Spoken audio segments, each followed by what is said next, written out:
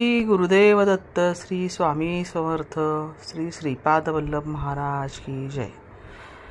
श्रीपाद श्री वल्लभ स्वामी आणि श्री गुरु नरसिंह स्वामी म्हणजे गुरु नरसिंह सरस्वती स्वामी या दोघांनी सुद्धा दोन्हीही अवतारात दत्तप्रभूंनी परस्पर विरोधी लीलांचं प्रदर्शन केलं.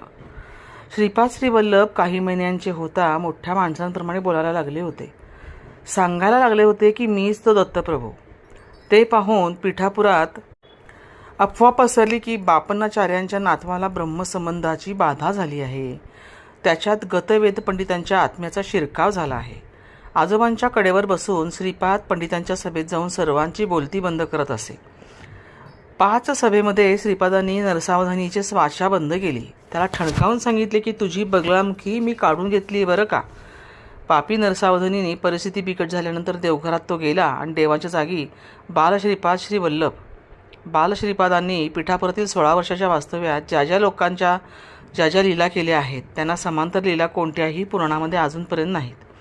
श्रीपाद हा दत्तप्रभूंचा एक अवधूत अवतार, पूर्णपणे जगावेगळा.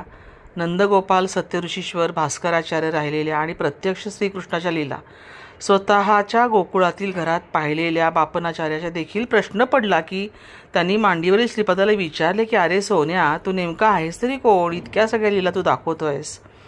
तरीही श्रीपादांनी सरळ सरळ काही उत्तर दिलं नाही. सांगितलं की जेव्हा तुम्ही मला दत्त म्हणता तेव्हा मी दत्त असतो, जेव्हा तुम्ही दत्तभक्त म्हणता तेव्हा मी दत्तभक्त असतो. यत भावन तद्भवती, म्हणजे काय, जसा तुमचा भाव असेल तसाच मी तुम्हाला दिसणार. श्रीपादांनी बापनाचार्यांवरच सोडून दिले की जसं तुम्ही माझ्याकडे पाहाल तसा मी आहे. व्यंकटपय्या श्रेष्ठींच्या दुकानात गुळ खाताना श्री गणेश रूपात दिसले. नरसिंह वर्माच्या शेतात ते नरसिंहाच्या रूपात दिसले. त्यांनी कोणाला समज येताना सांगितले की मी कसाई आहे. नामनंदाकडून कुंती माधव मंदिरात चांडाळ रूपात दक्षिणा वसूल केली.